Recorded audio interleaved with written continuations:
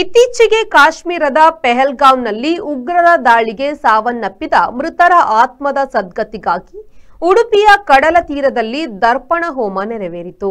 26 ಕುಟುಂಬಗಳ ಪರವಾಗಿ 26 ಯುವಕರಿಂದ ತರ್ಪಣ ಸೇವೆ ನಡೆಯಿತು. ಬ್ರಹ್ಮಶ್ರೀ ವೇದಮೂರ್ತಿ ವಿದ್ವಾನ್ ಚೂರಲು ತಂತ್ರಿಗಳ ನೇತೃತ್ವದಲ್ಲಿ ಹನುಮಾನ್ ವಿಠೋಬಾ ರುಕುಬಾಯಿ ಮಂದಿರ ಕಡಲ ತೀರದಲ್ಲಿ ಕಾರ್ಯಕ್ರಮ ನಡೆಯಿತು. ಗೀತಾ ತ್ರಿಷ್ಟುಂ ಹೋಮ ನೆರವೇರಿಸಿ ಪೂರ್ಣಾಹುತಿ ನಡೆಯಿತು. ನಂತರ ಪವಿತ್ರ ಮಂತ್ರಗಳ ಸಹಸ್ರ ಪಠಣ ನಡೆದಿದೆ. ಈ ಸಂದರ್ಭದಲ್ಲಿ ಬ್ರಹ್ಮಶ್ರೀ ವೇದಮೂರ್ತಿ ವಿದ್ವಾನ್ ಚೂರಲು ತಂತ್ರಿಯವರು ಮಾತನಾಡಿ, ಅಭಿನವ ಭಾರತ ಸೊಸೈಟಿ ಸಂಘಟನೆಯ ವತಿಯಿಂದ ಮೃತರ ಸದ್ಗತಿಗಾಗಿ ಪ್ರಾರ್ಥನೆಯನ್ನು ಸಲ್ಲಿಸಿದ್ದೇವೆ.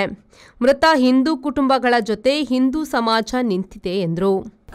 ಅವರೆಲ್ಲರ ಹೆಸರು ಹೇಳಿಕೊಂಡು ನಾವು ತರ್ಪಣ ಕೊಟ್ಟಿದ್ದೇವೆ. ತರ್ಪಣೆ ಅಂದರೆ ತೃಪ್ತಿಯಾಗಲಿ ಅಂತ ಅಷ್ಟೇ.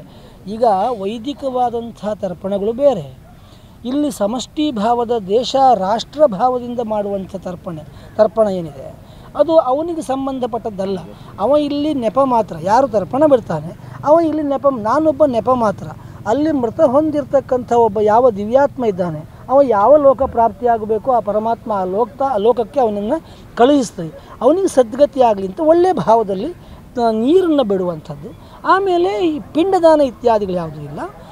ಗೀತಾ ತ್ರಿಷ್ಟುಪ ಹೋಮದಿಂದ ಅವರಿಗಿರ್ತಕ್ಕಂಥ ಅಕಾಲಿಕ ಮರಣ ದೋಷ ನಿವೃತ್ತಿ ಆಗಲಿ, ಸದ್ಗತಿ ಪ್ರಾಪ್ತಿಯಾಗಲಿ. ಇನ್ನು ಈ ರೀತಿಯಾದಂಥ ಒಂದು ಅಸಂಗತಗಳು ನಮ್ಮ ದೇಶದಲ್ಲಿ ಆಗಬಾರ್ದು ಅಂತ ಹೇಳುವಂಥ ಒಂದೇ ಉದ್ದೇಶ ಬಿಟ್ಟರೆ ಬೇರೆ ಏನಿಲ್ಲ. ಪಾರಮಾರ್ಥಿಕ ತತ್ವವೇ ಇಲ್ಲಿ. ನಚಿಕೇತ ಮತ್ತು ಯಮನ ಸಂವಾದದ ಯಾವ ಪಾರಮಾರ್ಥಿಕ ತತ್ವ ಇದೆ, ಕಠೋಪನಿಷತ್ತಿನ ಯಾವ ತತ್ವ ಇದೆ, ಆ ತತ್ವವನ್ನು ಮುಂದಿಟ್ಟುಕೊಂಡು ಮಾಡಿದಂಥ ಕೆಲಸ ಬಿಟ್ಟರೆ ಬೇರೆ ಏನಿಲ್ಲ. ಅವರಿಗೆ ಸದ್ಗತಿ ಆಗಲಿ. ಗೀತಾ ತ್ರಿಷ್ಟುಪ ಭಗವದ್ಗೀತೆಯಲ್ಲೇ ಬರುವಂಥ ಮಂತ್ರ. ಅದು ಶ್ರೀಕೃಷ್ಣ ಪರಮಾತ್ಮನೆ ಹೇಳಿದಂಥದ್ದು. ಯಾರ್ಯಾರಿಗೆ ಅಕಾಲ ಮರಣ ಬರುತ್ತೋ, ಯಾರ್ಯಾರಿಗೆ Srijith V4 news Udupi. Ideal ice cream, milky way to your heart.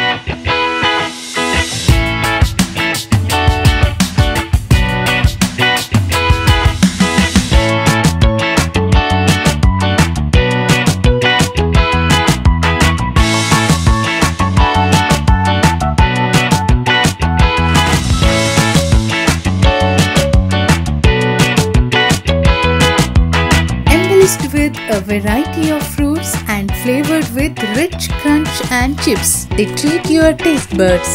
Ideal ice cream.